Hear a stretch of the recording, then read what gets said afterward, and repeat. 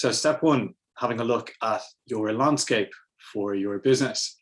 Some of you may think about this on a daily basis already. You should be here if you're interested in having a website for your business. So we're not directing this towards people looking to do drop shipping directly on Amazon and you're worried about Amazon itself or Etsy. They are going to be different things completely. You don't need a website for certain businesses. What we want to do is we want to look at businesses that do need a website. And if you need a website, the website should be your headquarters. It should be the king and queen of everything that you do. You should be driving traffic back to your website. So the way that you should be thinking about it is like this graph.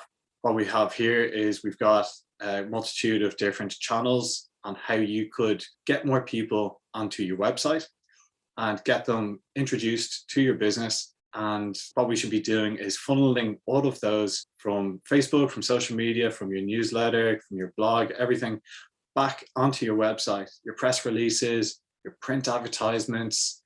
If you do snail mail, if you're using it on Post or someone similar, that should all ideally be pushing back to your website to help you have a home. And what you want to do ideally is to be capturing customers' data as much more than anything else, but because capturing email address is the actual only way that you own your customer data. If you're on social media, you will find that Facebook can change its algorithms. What we've seen over the last few years is Facebook has depleted brands reaching their own audiences. So if you create some social media posts, you might reach 1 to 10% of people when you create those posts. Over time, that may drop further and further. So if you're spending thousands of euro on social media management and other activities with employees, then you're not going to be getting the impact that you would have wanted to get. So what you want to be doing is you want to create all your content and funnel it all towards that website, capture people's information, and then that's going to help you reach back out to people. What you need to do before you start getting content onto your website, with smaller businesses, even with e-commerce things, each of these bullet points, there can be a lot of bullet points that we're about to talk about, but it doesn't need to be complicated. We can keep everything simple, as the phrase is, KISS, keep it simple, stupid. As simple as you can be, the better you're going to do. Yes, your business may require more information, more explanation, and you've got long sales cycles that you need to deal with. But if you can keep a simple message and talk to your audience, then you're going to do much better. So this could be a one-pager for all of these points. It could be a line for each of these points, or it could be multiple pages and you start building out a real business plan. In relation to your value, what you want to understand is you want to understand the features that you offer and the benefits that you offer to your customers.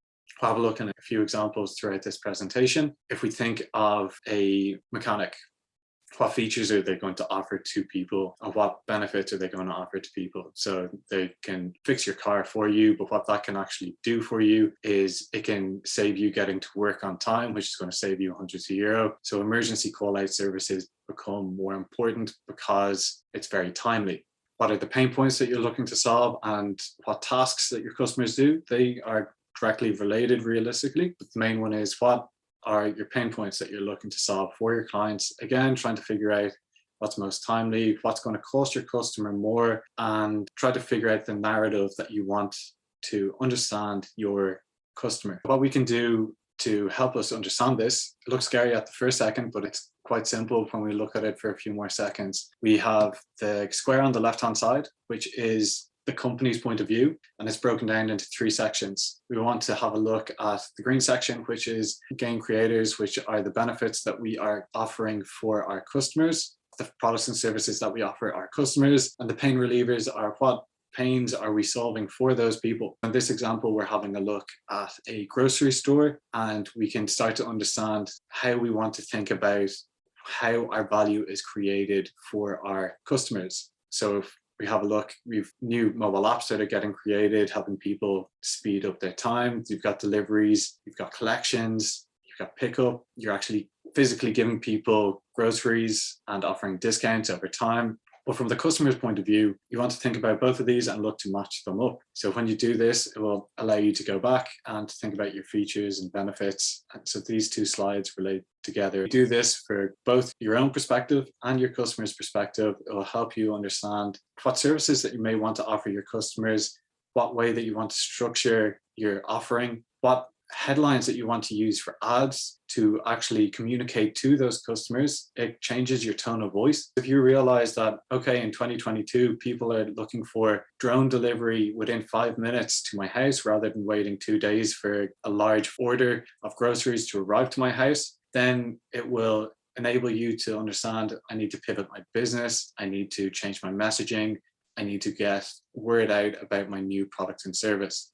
So it keeps you ahead of your competitors and it keeps you paying attention to what's happening in the market. Along with understanding your own value and benefits, what you should do is you need to understand your market.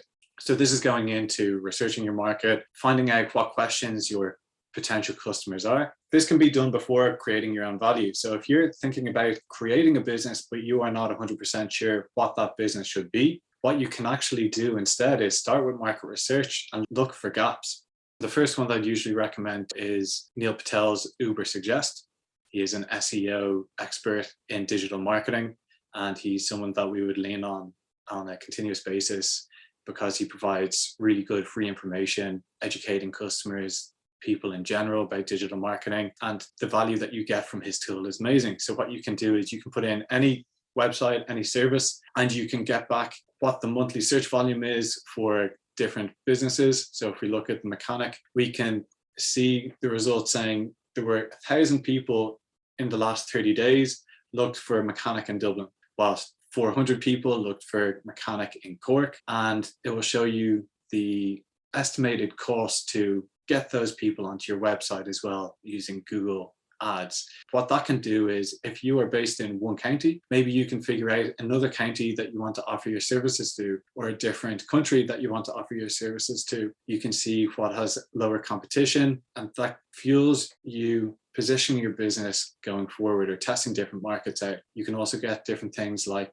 backlink information, so you can see where does my biggest competitor, where does he get all of his website traffic? You can start figuring that out by using this tool, and then you can start copying or replicating what they have done. A very simple page, maybe the mechanic has listed themselves on golden pages, and that's bringing in a decent bit of traffic for them. It's a very simple way to start breaking down how people get traffic in and understanding how can I answer the pain points of my customers.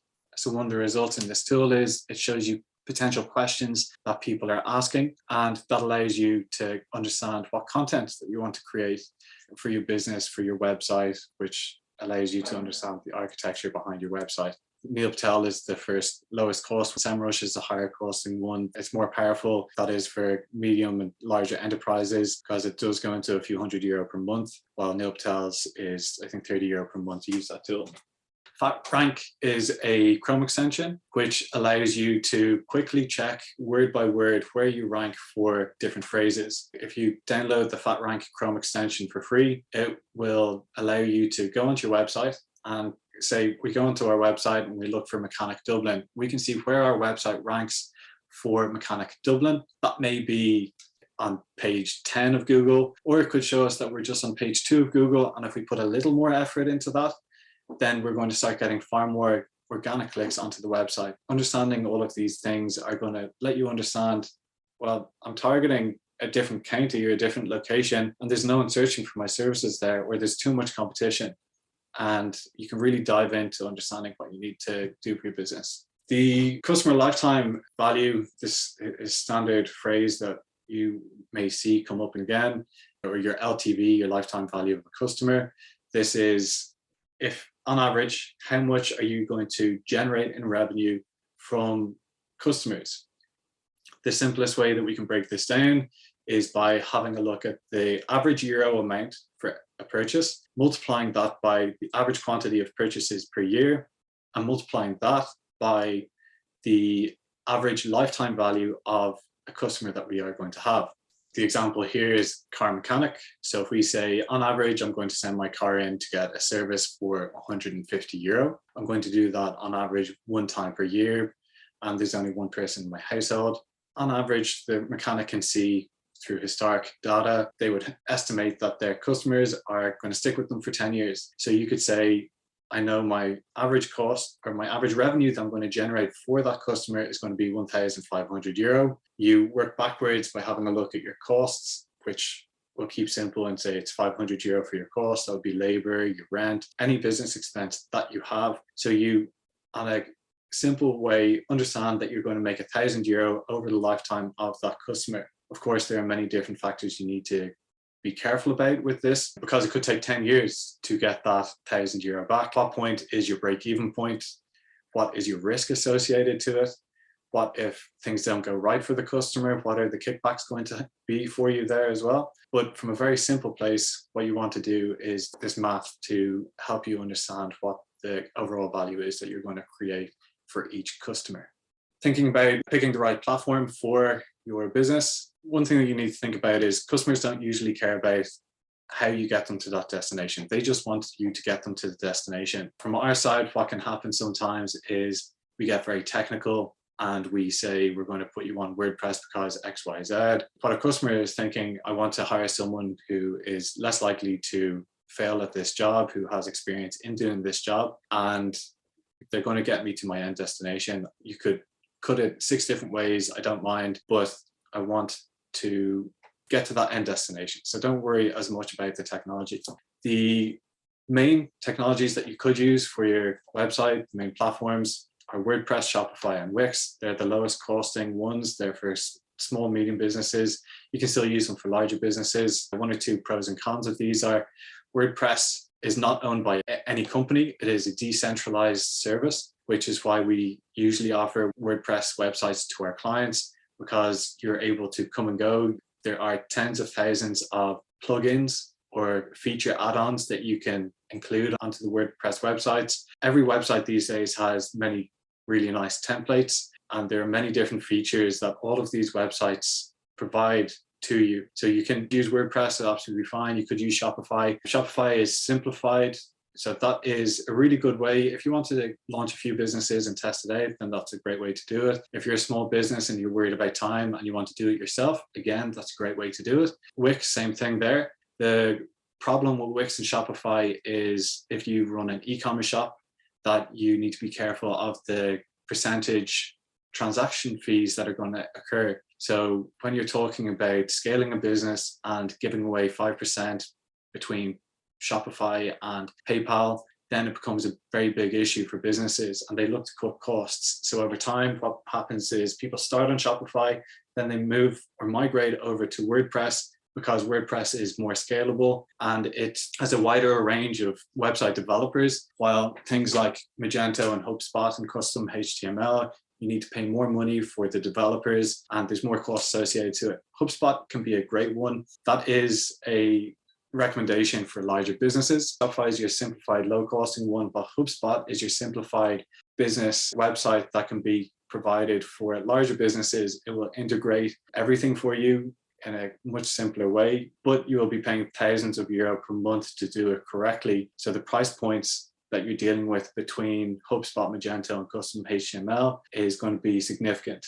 WordPress, Shopify, and Wix, you could do yourself for a few euro per month, or you can hire someone in for a few €1,000 and get a good job done with it. With HubSpot, the other ones, you'd start looking at 10+ thousand euro before you even think about that. When we look at creating a brief for the business, after looking at the landscape, so now we're thinking about what does our business want to offer. The reason that we're doing this, and small businesses may miss this point sometimes, is, well, I just want the website, slap it up, I have a mechanics business, that's all I need. You're correct to an extent, but you still need to have a plan. It might be a 1-page plan for a small business, but the more time that you break down your brief for either for yourself or if you're looking to hire someone, it's going to help the other people ask better questions, and it's going to potentially reduce your cost. If you're hiring people and they need to figure out all of these answers for you, then it can easily increase your cost because they need to be smart enough to solve those problems and to ask those questions and to figure out your business. When you are looking at a project, whether this is a website or if it's a marketing campaign, this is a good overview for you to have. With a project brief, the items that we want to be offering people are company background, who's in our business, what are our resources, Have we been established for X amount of time? Do we offer national or international services? Do we have a facility? Objectives of the project. Are we looking to get a website created that's going to showcase our previous projects? Is it going to be a brochure website? Or are we looking for lead generation? And what is the end goal of that website? The target audience, having a look at the personas, and we'll have a look at an example of one of these in a second. Your brand voice, your brand assets, insights on your business, things that you may understand about your marketplace or your business, while you may not tell your potential hire this information. Do try to look for external insights that you can provide them. Maybe it's something that's going to happen to you 6 months down the road when you're going to hit a certain scaling point, and that will change the solution that service providers will offer you. If they understand that you're going to double your budget in 6 months' time, our solution may completely change, because again, we've got so many solutions that are happening. Then your delivery requirements, your dates, your costs, start and end times, what you don't want, and real examples of this, both of what you do and don't want. Give examples of it. Say what you don't like about different websites. Maybe it's colors, maybe it is different animations that are happening on a website. In branding, the entire presentation that we're going through is branding. By creating consistency, by creating a brand message, by having a look at fonts, color coding, the content that we want to put onto the website, that is part of the branding. So a very simple way to think about this is 3 colors, 2 fonts, and 1 target audience. That is going to help you reach the right people and to scale your business. What impacts your budgets? There are many things that will impact your budgets when you're looking to get a marketing campaign created or a website created for your business, or updates and edits to your website. So here are the main ones. I recommend taking a screenshot so you have a solid list of different things that you should keep in mind to understand what's going to impact the price difference of your business. So we've got the website build itself. The E's inside of the circle are the essentials. So those 3 are really the main ones for any business. You've got the website build, understanding what page, the individual pages you want created and how complex they are. If you've got funky features on those pages and lots of different pieces of content and 3D graphics that are created by a 3D graphic artist, then it's going to increase your cost. The website hosting and speed. So with website hosting, again, you could do this yourself. When you start going into businesses, what we recommend to people is with the website hosting, either you have someone who has some technical knowledge within the business, then keep it within the business. But if you don't have that, then hand it off to another business, because it's not just hosting. There's security seals, GDPR compliance, website speed. There are multiple things that we can be thinking about when we look at website hosting. And content writing is one of the most undervalued things that keeps happening to nearly any client that we can see. Then the non-essentials, conversion rate optimization. This is spending time and looking at your website design to improve it over time, to improve the conversion rate. Say last month you had 1,000 people onto your website and 1 person had purchased from you. What you want to do is understand what is wrong with your website, make a few tweaks, and to see if that impacts the quantity of people who are actually purchasing from your website. After making those tweaks, maybe next month you come back and 10 out of 1,000 people have made a purchase. So you should continuously be looking at conversion rate optimization. Again, either yourself or someone should be dedicated to that for you. What we recommend for people is putting 10-15% of your marketing budget towards conversion rate optimization, because that impacts how you rank on Google. It impacts how many people are going to purchase from you. It impacts your ad budgets. It impacts everything. So it is undervalued. Content writing and conversion rate optimization, 2 most undervalued things that we can see. Obviously, service providers, you can go for someone who's cheap and cheerful. The higher quality or the higher costing service provider, usually the lower risk that you have. Asset creation, what photos do you have? Do you have headshots of your staff? Do you have shots of your physical premises, of all of the products that you have? Are they in good quality?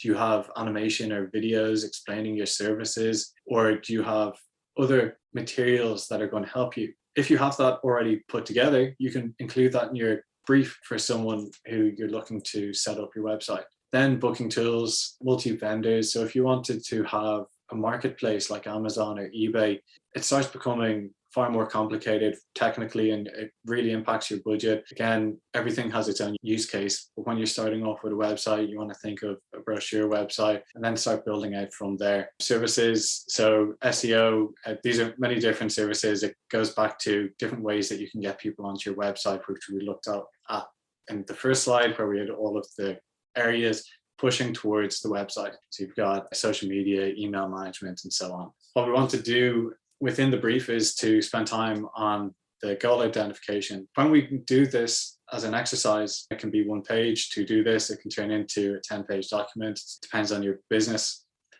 What it will do is it will enable you to structure your website. You'll pre-create the content for your business.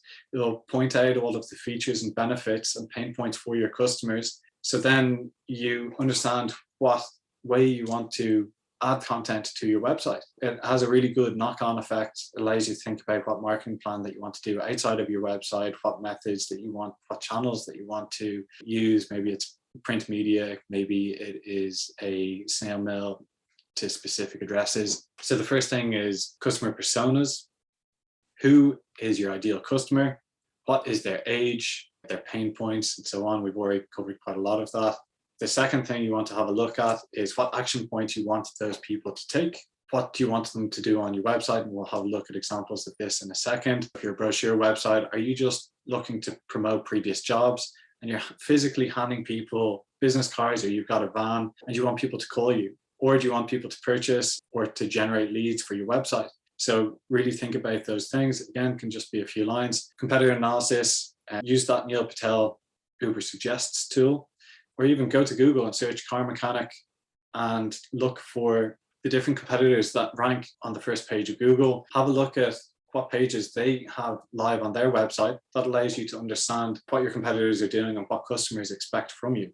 The fourth thing we want to do, this breaks down into 3 parts, but the fourth thing we want to do is the creative brief. We want to direct on what we want the website to look like, what we want it to feel like. A lot of what these websites are getting people to convert and to believe in your brand is how they feel about your brand. Branding is how people feel about your brand. It's why Coca-Cola and Nike, they will always aim towards lifestyle. They never really talk about Coke. All their imagery and videos, they're always pushing happiness. You want to include multiple pieces of information in your creative brief, your logos, what you should and should not do, your brand guidelines. And then you want to have your assets available, which we've already gone through. So do you have photography, videos, do you have a logo, do you have color palette that you want to use? And then what's your budget range? Because if you send out your proposal to people and your budget range is €1,000, but you're talking to someone for a few hours and their budget range is €10,000, then you're never going to meet in the middle. So you need to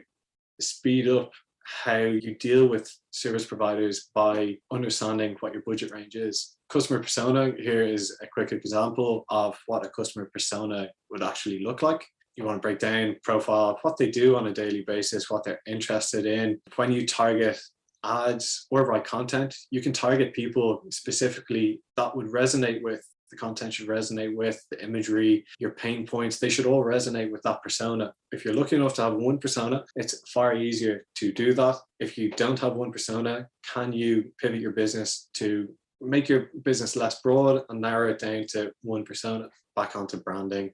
What people see is your colors, your logos, and fonts. That's going into your website. But then what is branding? Your voice, strategy, personality. What actions you want people to take on a website? When we look at a website, what we can think of is we want to think of a website like a book. It's got a book cover with the main title of the book. It has multiple chapters built inside of it, which are your headlines, or they are your service. They're your different pages of your website.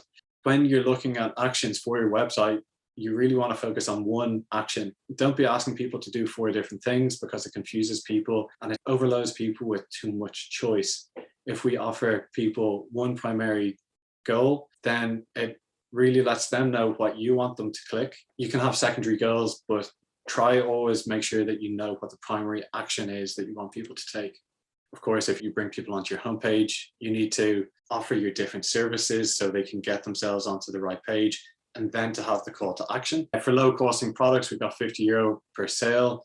This could be anything that has a low price point. Maybe it's an e-commerce product, maybe it's a low subscription cost. It doesn't take very long for someone to purchase that item. So the different call to actions you'd be looking at are buy now, book now, free trial, add to basket.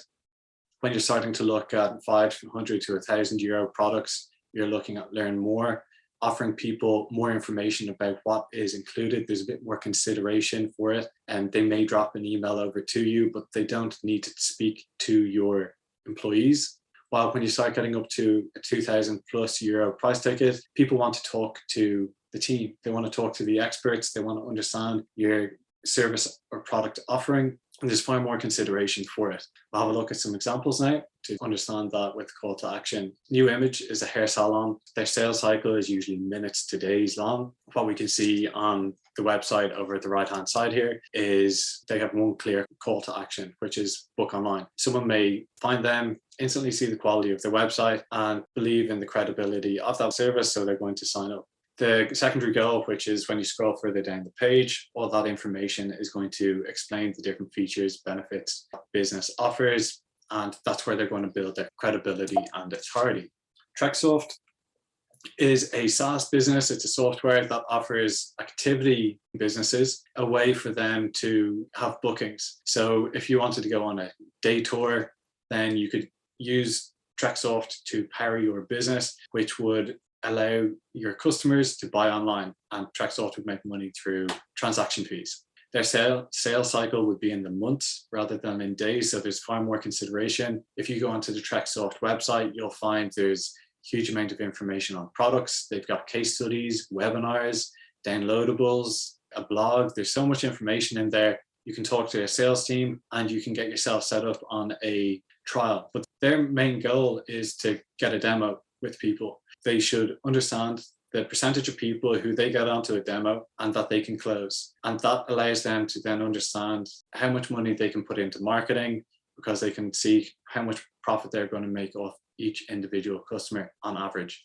Their secondary goal, all that extra stuff, is building trust and educating people to help get them over that by, again, can be months in the cycles. They look to reduce, the same as TrekSoft, they both look to reduce their sales cycles by offering free trials to get them over the line to actually purchase from them, but they need to build that credibility with the information. HubSpot is a CRM system. It's a high quality CRM. So if they catch someone at the right time, it could be minutes for someone to actually sign up and to try the free trial. And then straight after that, you're getting pushed within a week or 2 weeks to actually turn into a paid product on a monthly basis. And again, they're looking to push the demo or to get that free trial. And everything outside of that is looking to build trust and build awareness. So all the content will help them rank on Google because they're answering customers' pain points. It also helps people learn about the specific service that they want, or think about use cases that they may not have thought about, learn from experts who have already done well, and they can visualize it for their own business. AP Locks, so this is a locksmith based in Wicklow. They are a local service business, and it could be seconds for an emergency locksmith, or it could be days or weeks for someone to actually sign up with them. And their primary goal is to get the phone number in, is to get a phone call to get someone on, similar enough to book a demo. But what you want is you want someone on the phone to explain the problem, for the salesperson in the locksmith's place to say, I can call out to you, I can do it now, and here's a rough price for you, or an exact price. What we can see on the top of their website is all the information is pushing the different locations that they offer for people. It's the different services that they offer for people, and it's looking to build credibility with them. So they're saying they're fully insured, that they're licensed by the Private Security Authority, which I have no idea what that is, but it sounds official. They are members of an association as well, which are all things that are going to help build your credibility. We've already touched off competitor analysis. So what you want to do for your competitor analysis is to have a look at a SWOT analysis. So internally, you want to look at your strengths and your weaknesses. What can you do better than other businesses? Which factors lead to your success? What are your weaknesses? What disadvantages do you have, and how you worsen others? So for ourselves, I can say that our strengths are that we have a good few years behind us. We've got good processes. We have gone through this many times. We have multiple customers across the board that we've worked with in different industries. So we've gone through the experience of it. What makes us unique? Not as important with ours because there are so many different service providers. It's just you want to offer a good solution to people. Our weaknesses is that we're a smaller team. There's one or two services I want to push our business towards, but we haven't done that because we're a smaller team. So pivoting and moving our messaging and our services can take time.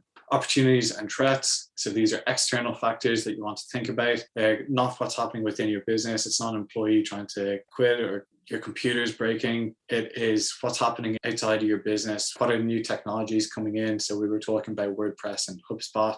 Maybe there's a new technology that comes in, but we've put all of our time and resources into learning about WordPress and HubSpot. So the new technology could see the customer wants the new piece of technology while we are stuck in the past. You could think of this with Elon Musk's satellite company, which started offering services. So that's a big threat to Air and Sky and all of these other internet providers. Having a look at the logic behind website structure. So these are 8 bullet points are the main things that are going to impact the quality of your website. Call to actions. People over time, one of the trends that is happening is people want clear information. People don't read all of the information in general. Of course, that gets, again, as you become a bigger business, that gets more important to have more information. But when you're offering lower value services, then people just want to be told where to go and they want to be able to do it within a few clicks. So if you think of Amazon, you should be able to purchase products within 3 clicks. If you go into eBay, same thing, or any e-commerce website, it's call to action. The locksmith we're looking at, you go onto the homepage. The first thing that you see is that phone number. That's all you need to do. 1 click and you're off their website and the website's done its job and you get your service. High quality images is a really big one because everything is becoming more visual. Our brains work in visual ways rather than through text. Content, again, most unvalued thing. Website themes, pretty much any website, unless you get a completely bespoke, custom coded, pretty much any website that you get is going to start off with a theme, which means it's going to have structure, rules and regulations to that theme, which will create consistency. Everything works in grids in general. You've got headings and paragraphs and blocks. So if you think of things like Lego, where you've got different grids of information, your services and benefits, turn those into icons rather than just having text. If you've got different benefits that you want to offer people, emphasize it. Spend time on your website to emphasize those different points to people. Asset creation, maybe you're a realtor and you want to offer a virtual reality tour to people. Instead of having someone go out to a showroom offering that service, then what you could do is you could get a virtual tour created, which will save your salespeople time so they don't need to do open houses as much because people can view it on a 24/7 basis and allow your website to be the main salesperson for your business. Again, you've got your SEO services, booking tools. So I'll leave that there. Content structure. I mentioned that you wanted your website built like a book. So the way that you want to think about it is your homepage links out to everything and everything should start linking back to the main categories of your pages. Again, you want to think of them in different pillars. So let's say we've got a homepage and we're offering legal services. What if category 1 is redundancy, while category 2 is pension plans for people? Inside of pension plans, what we want to offer is subpages. The pension plans, you could start breaking down into different sections, and those subcategories, if there's enough information to talk about, then they can create their own content. They can create their own pages and more information can be created about it. And then posts, or the dots down at the bottom, they're going to be your blogs that you write about. Top 10 ways to link to get your pension, or how do you go about getting your pension early. These can all be different blog posts that link back to your pages and your sub pages, which would focus at that category. So if you just focus, each article should be towards one service, each website page should be towards one service. All of that will help you rank on Google, which will help you get traffic onto your website. While if you just slap a small bit of content onto your website and you don't think about this in a structured manner, then you'll most likely never get ranked on Google and you'll have to do different methods to get people onto your website. If you can get Google organic traffic, SEO traffic to create the value for you. If you can get traffic through Google itself, then that's going to reduce your marketing budget. You don't need to use paid ads. You use content creation to answer people's pain points, keep going back to people's pain points, features and benefits that you can offer. So it's when they go to Google and they search a question that your business can rank above other people. The way that you usually do that is you look at your competitors and you try to do a better job than your competitors. If you think of a website page, think of any website page, whether it's a blog or a homepage of a website. One way to think about it is the common principle of information. At the top of the page here, you want to have broad information at the top. So these are sweeping statements about the benefits that you can offer people. You don't need to go into the nitty-gritty of what you offer. So this could be like Nike, you look at offering a feeling towards people. And then when you start going further down, you start looking at different individual products, product categories, and then below that you'd have products. Same thing for the solicitors. You start up top with an overview statement that you can improve people's lives with a call to action. And then below that, you start getting narrower and narrower. So then you've got your categories for your website. And then below that, you can focus on the main one that you want to focus on for your business. If you say, well, we get 90% of our business from pensions, but we actually want to get 90% from redundancies, then you should be talking about redundancies on your website far more than pensions. If you give more physical space to the service that you want to grow, then you will most likely grow it. And if you go back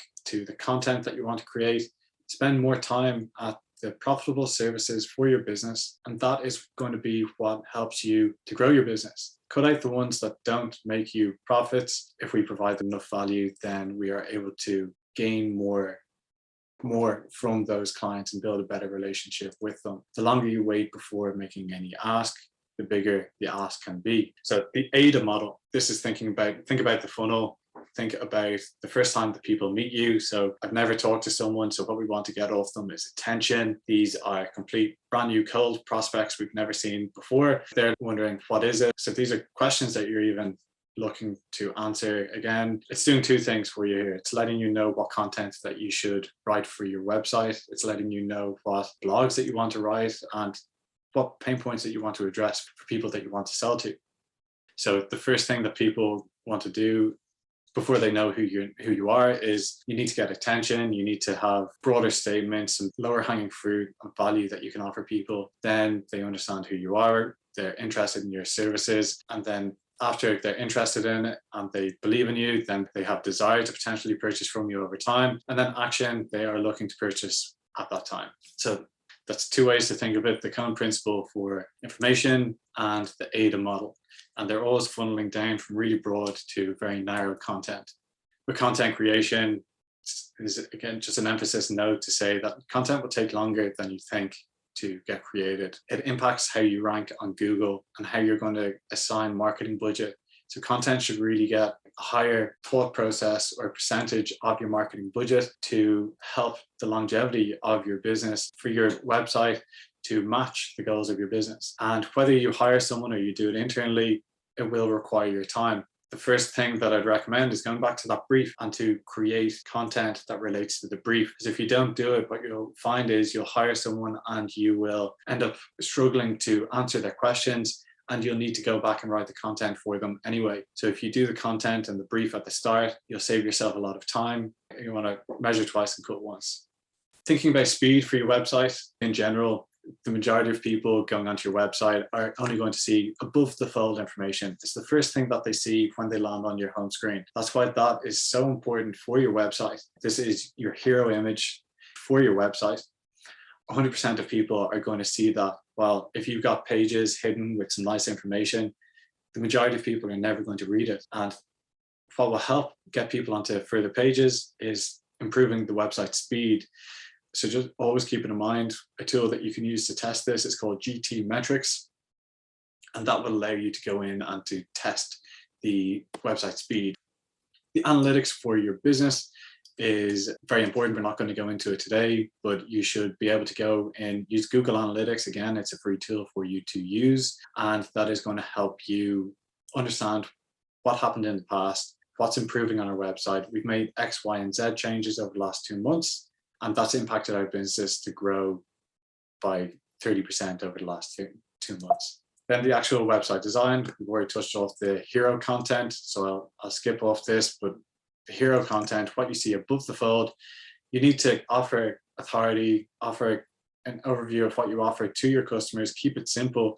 This can be difficult to do. So for ourselves, we've got some text about the services that we offer, the main call to action, proof by having some of our clients, and including some of the technologies that we offer people there as well. When you look at a website, you want to think about the contrast colors. These are different design elements that you should keep in mind. Contrasting colors, we said 3 colors, 2 fonts, 1 audience. So contrasting colors, you'll see throughout this presentation, we've got blue and orange throughout the presentation. They're contrasting colors. White space, if you overwhelm people, then they're not going to be able to consume all your information.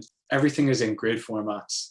It means it's easier to make mobile responsive. And also symmetry, our brains just love symmetry. So understanding a bit of psychology behind why people like different designs, whether it's 3x3 grid or it is symmetry, having a look at some design psychology is a really beneficial thing. Same image, what we're saying here is the people learn faster through images. Our brains work far faster to look at content rather than reading the content. What we see when people are creating these websites is they overcomplicate them. They want to write in more and more content. But what you want to do is you want to allow people to learn, to dive into your business. You need to start broader and then to start filtering down what people want to see and to read about your business. Testimonials is something that, again, will build that credibility for you. Google reviews and Trustpilot are 2 different tools that you should be using or can use for your business. Google reviews will help you prove to your customers what you've done in the past and show that other people have referred your business. You can find Google reviews by searching Google My Business, and there is a review section in there that will allow you to send reviews out to customers. You can send a text to them and ask them to write a review. You can send an email to them. You just get one link and it will go out to these people and you will be able to get far more reviews, which again will help social proof. It will help the organic rankings for SEO on your website. Trustpilot is another tool that you can be using there. Colors. When you are creating content for your website, you should keep in mind the color coding of your business.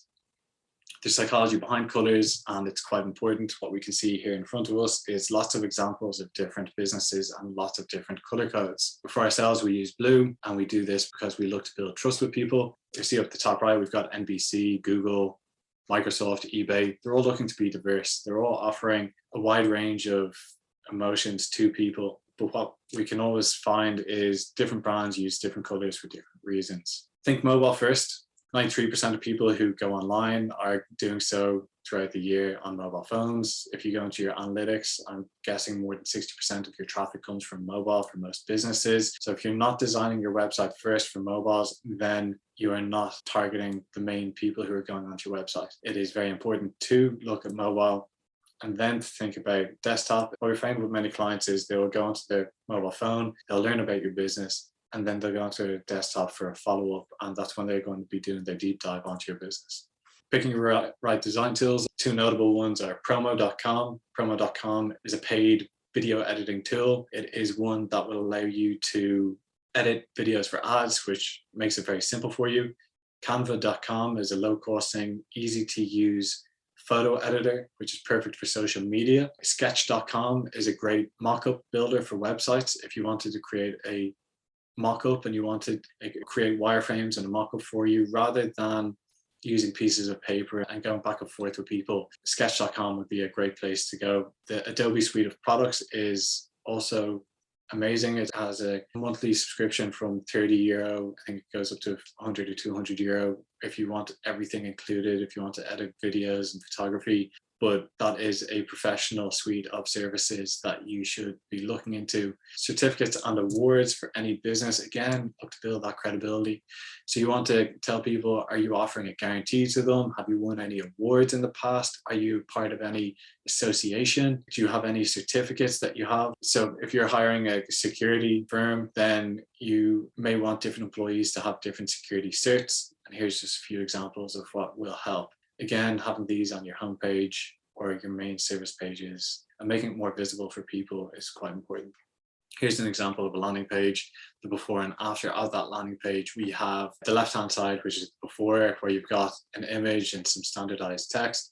On the right-hand side is using the ADA model, where they start emphasizing individual features and benefits to their customers. They break down multiple images, multiple points, and they pull out the information for purchasing. So we've got 10,000 reviews built in there. We've got a nice little certified added to the names. We separate with contrasting colors to allow us to focus in on different features. We've got multiple images of the product, and they're higher quality product images. They're most likely 3D rendered instead of physical images. 3D renders are a really high quality thing that you can get these days. Then further down the page, again, it's just emphasizing all of the different benefits that that mask does for you. So same thing for any business, you want to emphasize all of these individual services and features. Manscaped is a really good website for you to check out if you're looking for a high quality website. They, again, will use the ADA model. They'll go in, they start off targeting men's grooming, then you start going scrolling down, you get 3D videos, you get different features and benefits emphasized. The website all has different space. Everything is enforced into one place. So people really want to scroll now rather than having all the information in one place. Monday.com is a SaaS product that you can offer to people. It's a project management tool. If you go onto Monday.com website, as you start scrolling down the page, they will give different benefits, features, and they'll emphasize each different one. There will be animations showing really high quality of what you are able to get from that. And it helps build trust and for you to understand use cases for your business. Some final notes are, you've got email as the only way that you're going to truly own your community. So Google can change algorithms, Facebook can change algorithms. The only one that you actually have direct access to customers is emails and phone numbers. But if you think Facebook is the only place that you need your business, you're going to leave yourself vulnerable, and any changes could affect your business severely negatively. Offering competitor services for free is a really good method to start getting people into your business if you're a new business. We see this with car mechanics offering free services or free checkups. We see it with website development companies offering website reports. Try to offer low-hanging fruit. First, sell low-value products to build trust and relationship with clients. Over time, they'll start spending more and more money with you. Each product that you offer, aim to offer a high-quality service, and that will get people onto it. Here's a few final resources for you to see so you can go in and use this. So canva.com is a great place for you to edit photos. I mentioned Adobe products. We've got promo.com for videos. Another one is called Descript. So this is going to change how you create videos for people. It will use a lot of automation and help you improve the quality of your work in lots of different ways. Media databases, if you're looking for different resources of images or videos. You've got Unsplash for free images, really high quality images. Mixedkit.co, again, really high quality videos and audio clips. Stock.adobe, that's a paid photo tool. There are videos there as well, higher costs.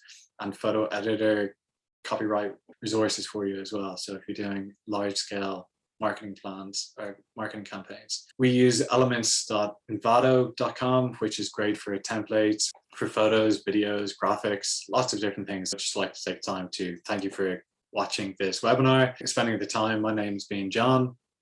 Our website is Glassful Media. If you want to check out any of the resources I've mentioned during this presentation, go to glassfulmedia.ie/now, and you will find a list of different resources, and it's broken down into different categories to help you out.